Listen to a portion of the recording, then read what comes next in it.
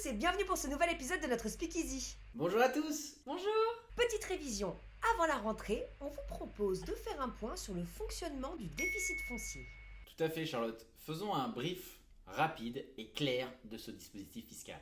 Rapide et clair, ça me convient, ça me laissera un peu de temps pour aller bronzer après. Parfait Charlotte, alors c'est parti.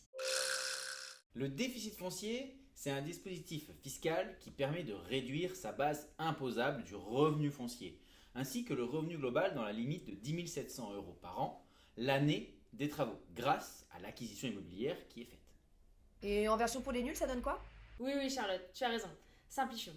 En fait, le déficit foncier permet d'acquérir un bien ancien, souvent d'exception, à usage locatif qui nécessite des travaux de rénovation, très importants. C'est le montant de ces travaux qui sera déductible de tes revenus fonciers et de ton revenu global. Et c'est open bar, je peux déduire ce que je veux? Oula, non Charlotte, on se calme.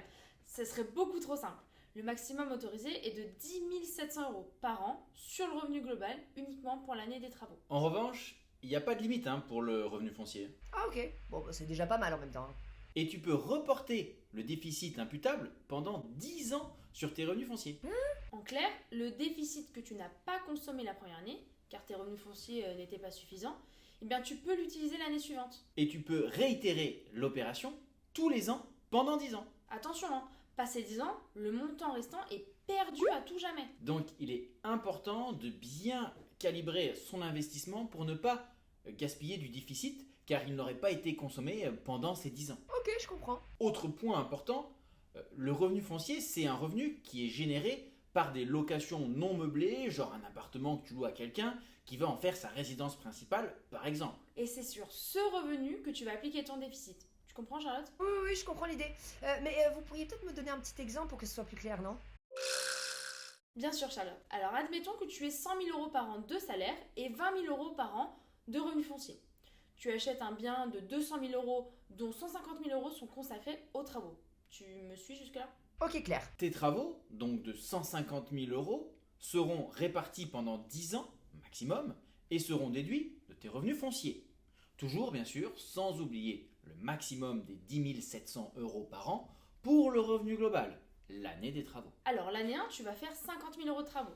Tu vas pouvoir déduire les 20 000 € de revenus fonciers, ce qui te laisse encore 30 000 € de déficit à utiliser.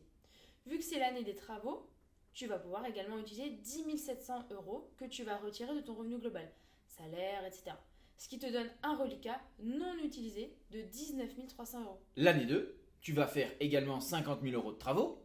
De la même façon, tu vas pouvoir déduire les 20 000 € de revenus fonciers, ce qui te laisse encore 30 000 € de déficit à utiliser. Vu que c'est aussi l'année des travaux, tu vas pouvoir également utiliser 10 700 € que tu vas retirer de ton revenu global.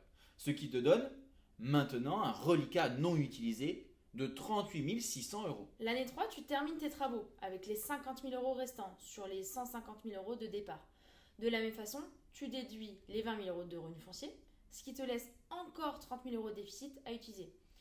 Vu que c'est encore une année de travaux, tu vas pouvoir également utiliser les 10 700 € que tu vas retirer de ton revenu global, salaire, etc.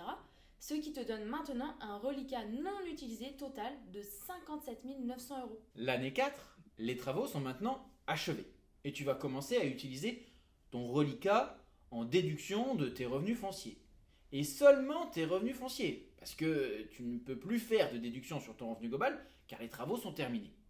Tu retires donc 20 000 € à ton reliquat, ce qui te laisse encore 37 900 € à utiliser l'année suivante. L'année 5, c'est la même chose. Tu déduis à nouveau 20 000 € de tes revenus fonciers, ce qui te laisse 17 900 € à déduire sur l'année suivante. Année 6, tu vas finir d'utiliser le montant restant en venant le déduire de tes revenus fonciers et il te restera uniquement des impôts à payer sur 2100 € de revenus fonciers.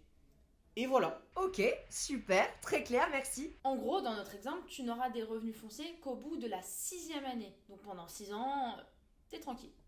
Tu achètes un super bien immobilier qui allie patrimoine d'exception et avantage fiscal. C'est pas mal, non?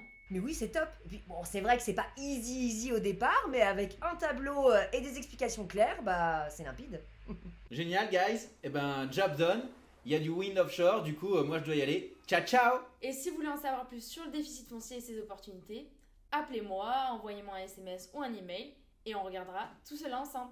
Et si ce n'est pas moi, toute l'équipe LPF est à votre disposition pour vous accompagner. C'est la fin de ce Speakeasy, merci beaucoup pour votre attention. On espère tous les trois que ça vous a plu. Si c'est le cas, n'hésitez pas à liker et partager la vidéo. On se retrouve le mois prochain pour un nouvel épisode.